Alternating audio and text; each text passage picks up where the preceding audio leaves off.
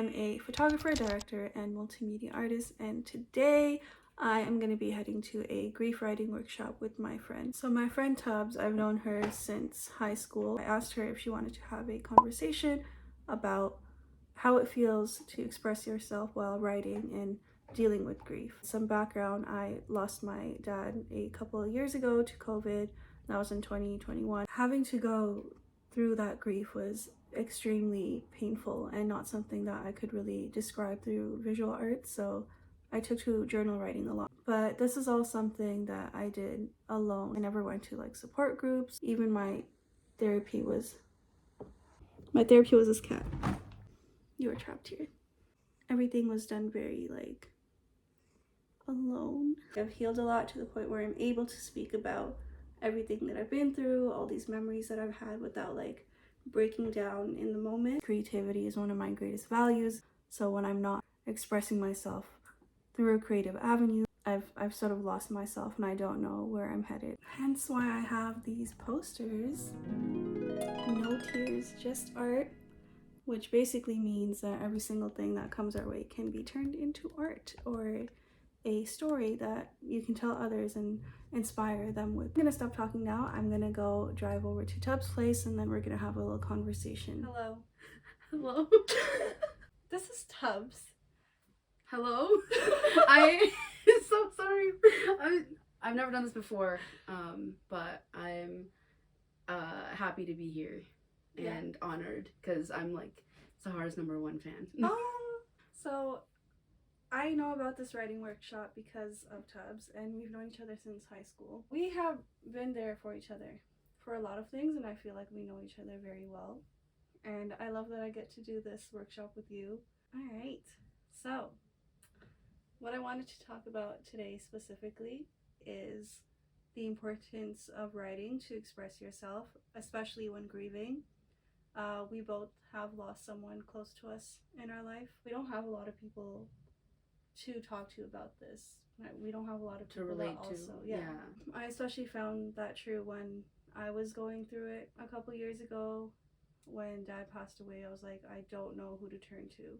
But in the end, like, I always turn to myself, I would say, and like in writing and trying to make sense of things instead of like being in support groups or being a part of a community. And did that help you? I don't know. I think during that time it was all venting, like typing everything out because I don't write stuff. You used to write a lot. Yeah, but now it's like flaming fingers. Like what I'm thinking can't catch up with what I'm writing, so I just do it digitally. I feel like it helps me more now than I did before, because now when I'm curious, I can like go back to my previous year documents that I have, and then I search up the date, and then I look at where I was the past few years, and now I have like a built up collections of the past 4 years, which is crazy. That's wild to me. And today I was about to I was getting very emotional. Oh, really? There was like, I had a journal entry from last year where I had an argument with my mom, and I wrote about that, and I was talking about grief and like memories with Dad and everything, and that stuff completely slipped my mind. I completely forgot that it happened, and then it was just like bringing those memories up again and like comparing my life now and how much I've healed compared to the past is very like healing in itself. Like, it's like the journey that you've been through. And it's sort of surreal because, like, you know when you're like in a dark place and you don't feel like you're ever gonna get out of it, you're like stuck there. And that's what I thought. I thought everything was gonna stay bad, but now I look back and I'm like, oh, like there is hope. Even like when I'm going through something tough right now, whatever it is, I know that I'll get through it. And that's what I feel like my journals help me with. With processing all of that. Yeah. There's that cliche of time heals all wounds, and I hate it when someone tells that to me, but I do believe in it. And it's been 3 years, right? Like, that's a long time, and you've had support along the way, and because you were already so reflective and introspective, I think the journaling just was a natural inclination for you to do. And at the time, I also as someone who is an observer from like the outside, it's hard to, and I knew you like really well. We were really like we're close friends at this point. So I'm like, I don't know how to support you. I don't know how to be there for you. It was very hold on. Oh no. Where were we? I was saying like it was difficult to know how to support you during the grieving process. And I don't think anyone truly understands. Even if you have lost someone, everyone's grieving is so different. And even with me, like my inclination was to really push people away and just focus on spending time with people that directly knew what was going on. So I feel like similarly, it like either did you reach out for support groups or I did not. I think I therapy signed up or anything like that? I signed up for something online. I definitely didn't want to go anywhere in person because this was during COVID, and that sort of really messed me up. So I isolated myself even more, which even my therapy was digital. Everything was digital. Like I had a digital funeral. Like everything was done in my house. All the writing, all the whole processing. But when I say that I also isolated, I don't think of that as a negative thing. Even though it is important to have community, it was sort of just like learning about myself and what I needed. I have a really, really good, strong support system, so I didn't really have to ask. If I needed space, then I let people know. People would ask, like, do you need someone to talk to, or do you want to get your mind off of it? That's the biggest thing that we often do for each other. I think in our friend group is, yes, we like lend a talking ear or like a listening ear, but we also mainly just are there to provide distractions. Right. And I think there's a healthy amount, like the balance of having those distractions and getting your mind off things, but also tackling the feelings that are lying dormant. Because for me, I don't think I've actually processed anything. Right now is the time. So let's go. That was one of the main reasons why I signed up for this workshop immediately. And it is hosted by Patrick De Belen. He is someone I work with and has gone through grief as well in multiple forms. And I do truly believe that he's like the best person to deliver something like this, because he approaches it with such authenticity, with his own story. He makes you feel very comfortable in spaces talking about grief, and he adds humor to it too. So it's not all black and white. It's a very nuanced experience that involves many different people and their grieving, and how we can come together even though we are from very different backgrounds, very different experiences. At the center of it is this grief that we're holding on to, and how we can express it through writing. And he's a poet. He's really good. He's really inspirational. Super talented. I'm so glad you told me about him. I shared some of his videos with Zafar as well. Yeah, I was thinking of like why, like on my way here, I was like, I've never done this before. I never go to these like, you know, the typical scene where you have like that circle and you're dumping everything to everyone. like Alcoholics Anonymous kind of vibe. That's always what I thought of like Greece. Where I was like, I do not trust to tell my story to like random people, bro. I'd rather it be with friends and stuff. But I think I was really drawn to this because I trust him already.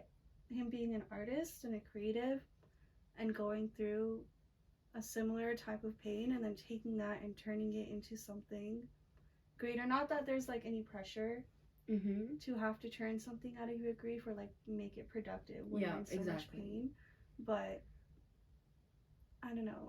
The point is to just express, get those feelings out, and through an artistic way, and by sharing that with others, I think like art and creative expression is easier as like a bonding experience than just simply talking about grief.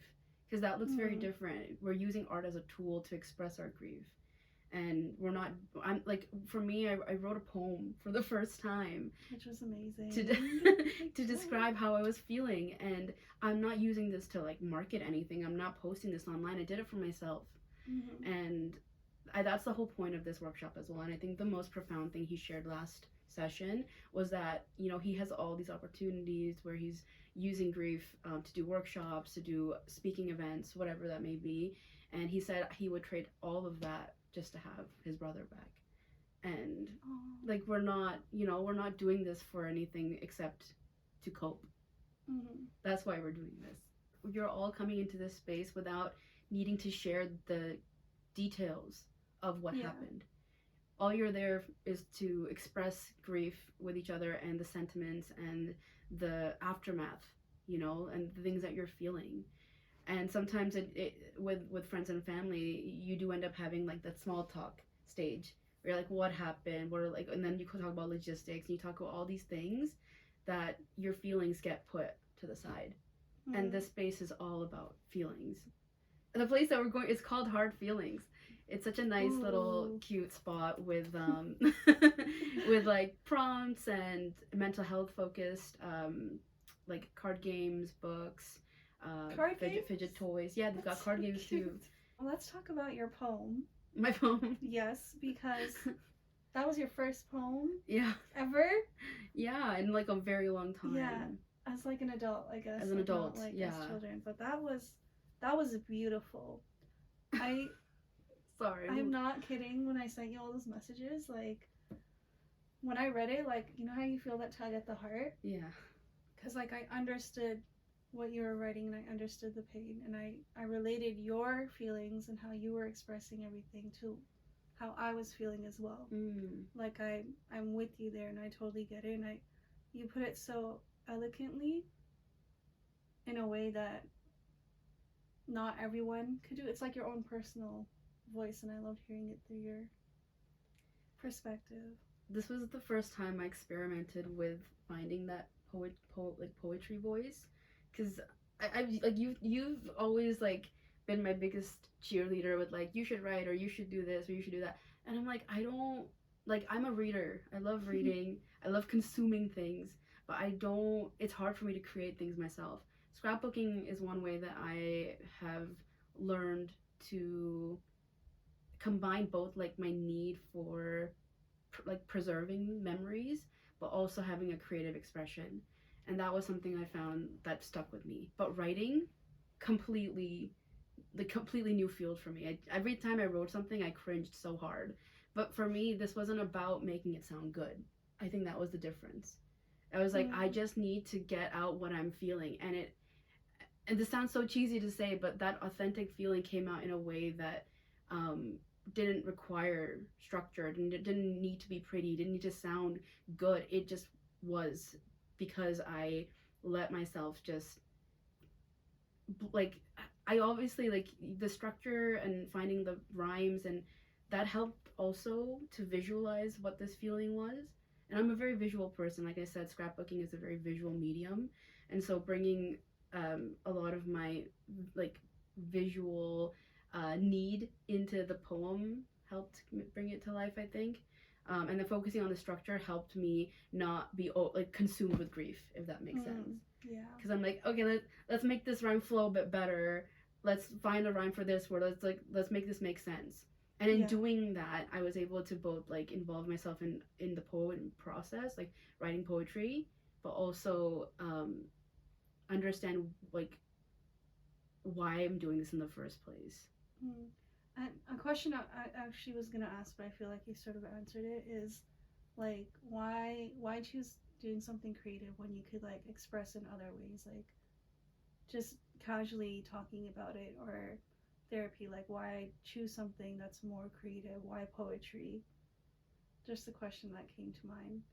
And I guess it's because like it, not as a distraction, but just thinking about it another way, so that the grief doesn't like engulf you, so you're not just sitting there exactly in your sorrow. Exactly. I mean, talking about it helps too.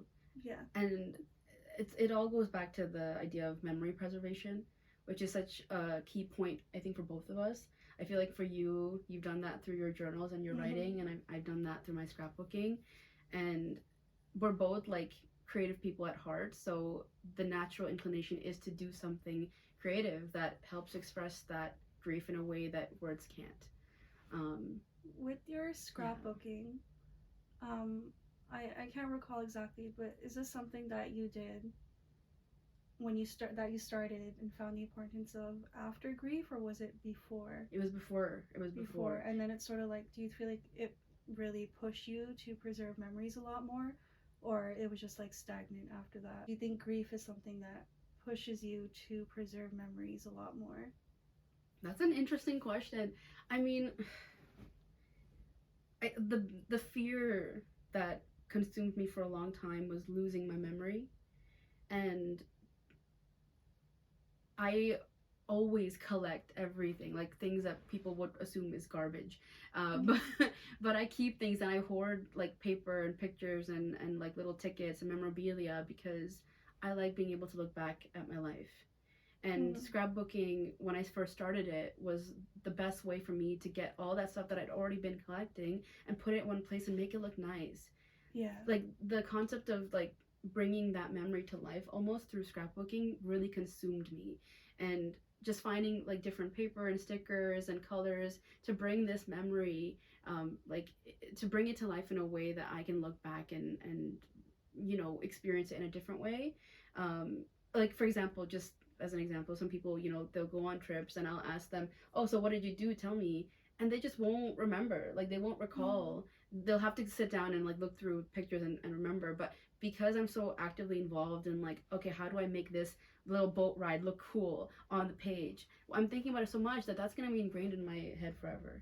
And so similarly with people, when I first experienced my, and I've lost people before this, but they were like family and ones I hadn't seen in a long time. Whereas this person that I lost, this friend of mine, I'd seen her like just a month before, and having her kind of snatched away like that was so traumatizing that I rushed to find all the pictures that I had of her, all the videos, put them in a folder, and just sat there with those memories that I had left, and tried to figure out how do I put this into a piece that I can be proud of.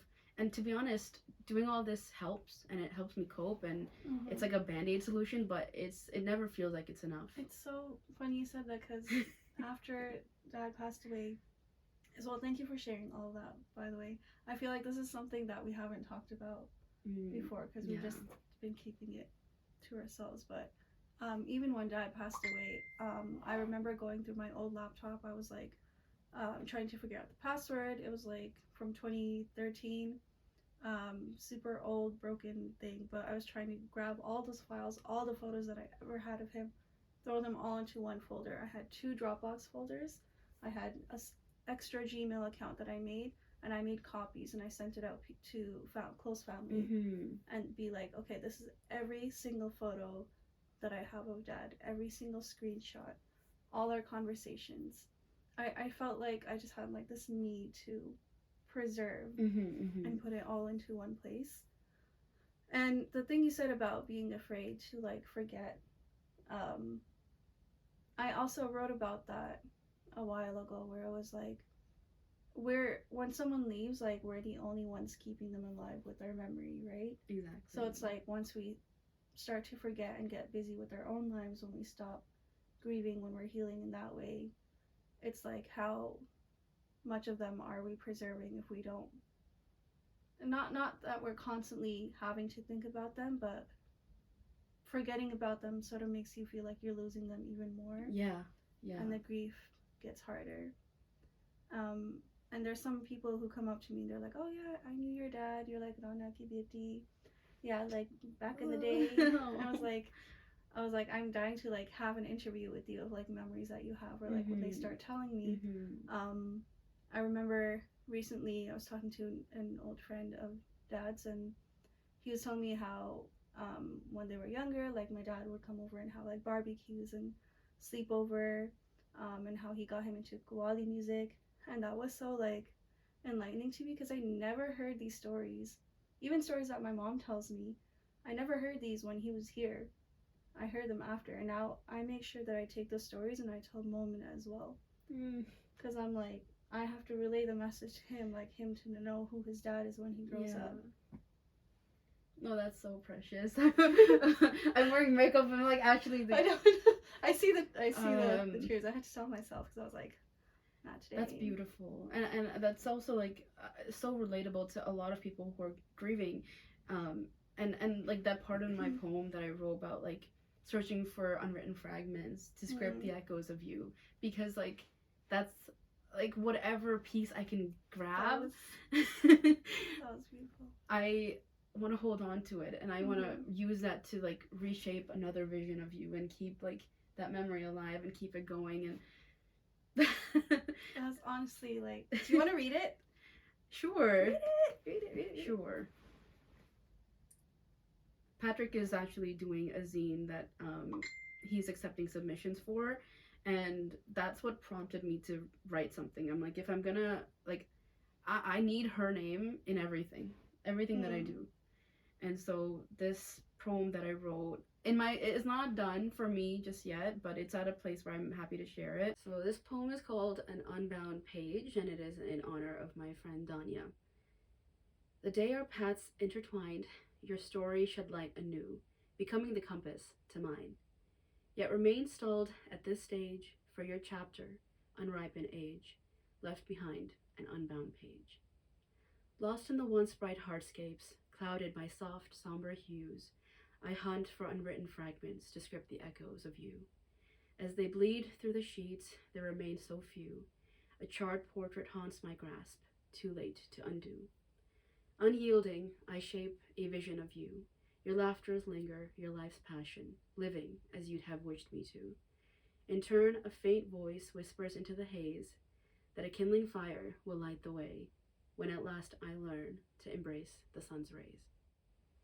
And that poem for me is supposed to represent this feeling of preserving memories, preserving her legacy, and feeling lost in all these different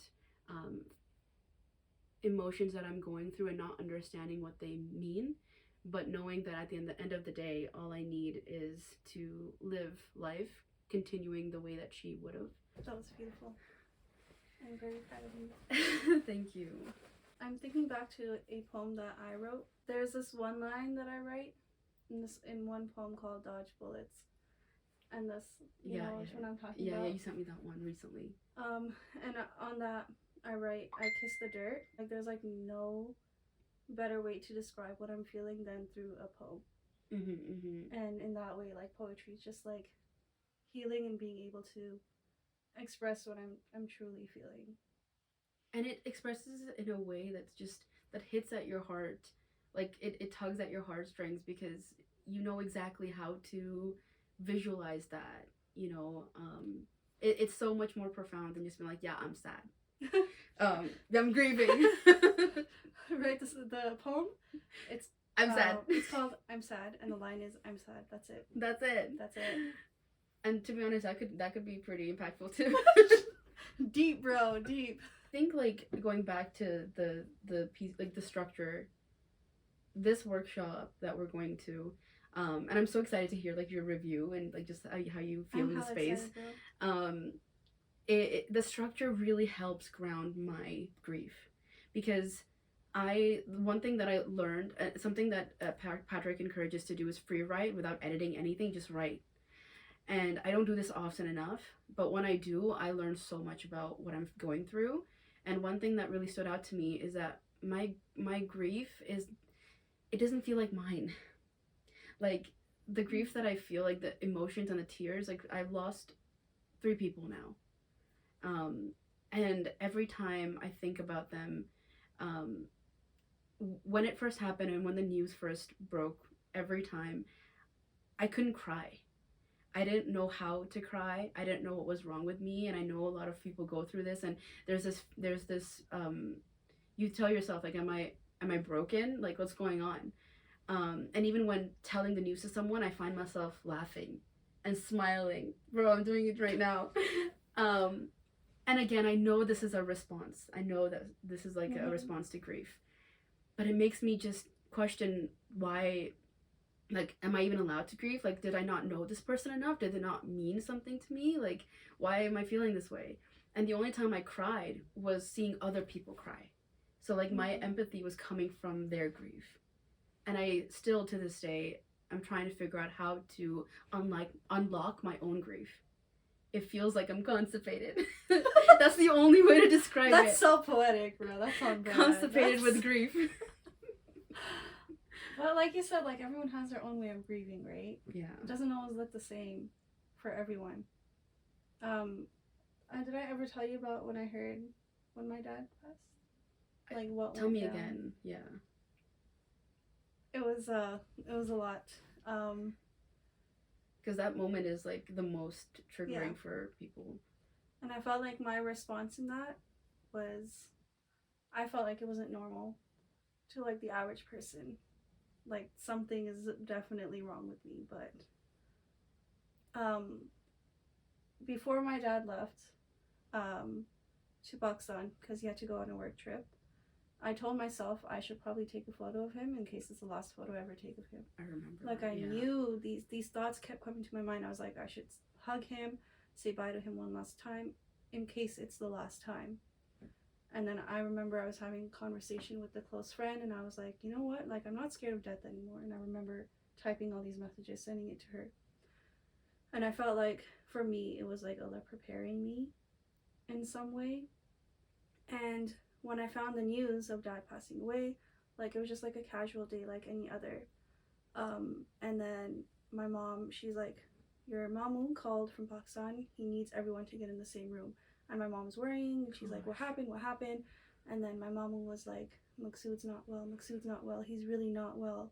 He's not okay. And my mom's like, what happened? Like even now I'm saying I feel so numb. I'm not, it's not tugging at me anymore. I feel like my brain has sort of like blocked it out because it's trying to like going survival It's trying to protect you. Yeah. So I'm like I can't break down right now, so it's just normal to me when relaying this, but when I tell others they get emotional.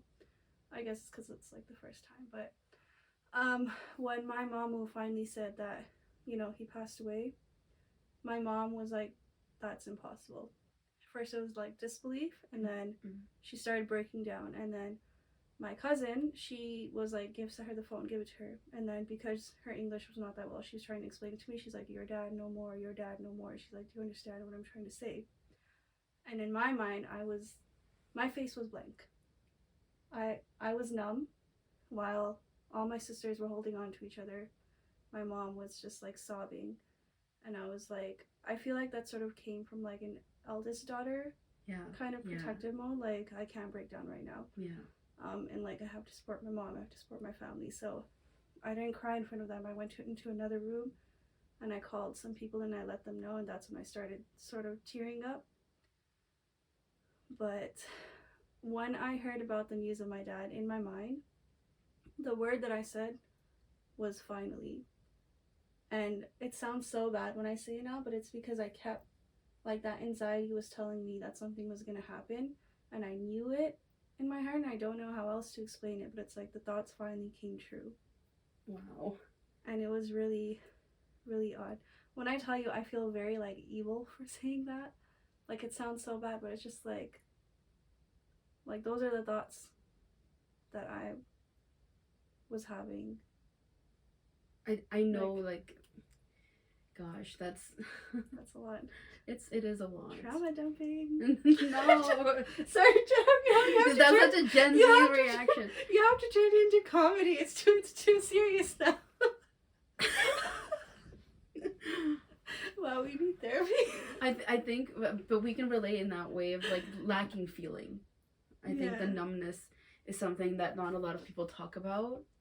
But that doesn't mean we don't care for them any less. Like look at all the time we spent talking about how we're trying to keep their memory alive. They're so important to us that I feel like sometimes a part of me doesn't even feel like they're gone. It's just that I can't talk to them anymore and I can't create new memories. But I never let myself say like they're gone. You know, there's only finality in this physical world. There's still gonna be a chance. Like their soul is still here. I don't know what to do. Okay. I think we have to go soon. Yeah. Oh yeah. We gotta commute downtown. Oh yeah, very soon. Yeah. We're gonna do the workshop and then we will get back to you. And hopefully we'll still have our makeup intact. Yeah. Let's see. I don't know. I'll work hard on this. Alright, see you soon.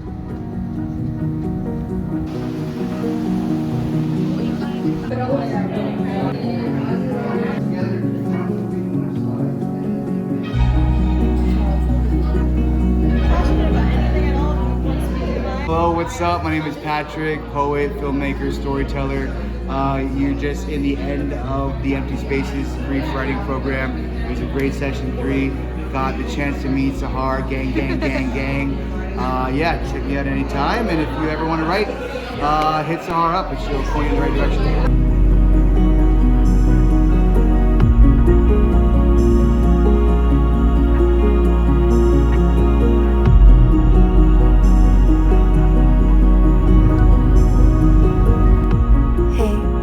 Hear the poem I wrote? No hourglass here, I figured. We kept time in our hands, I figured. I could say I love you again. Your voice on the back of my mind, gray buttons when we hit decline, cold shoulders thought we could freeze time. Mine, until a tug in the announcement room, where arms crisscrossed with a pitter-patter until step by step, a digital funeral. I love you, I loved you, I'll love you. But it was a digital funeral, pixels on a cold bed. We sat and we watched and nothing could be said. I love you, I'm sorry I couldn't say sorry or thank you or I love you and songs stuck beneath sand and now there's cuts on my hands because we're under a broken hourglass.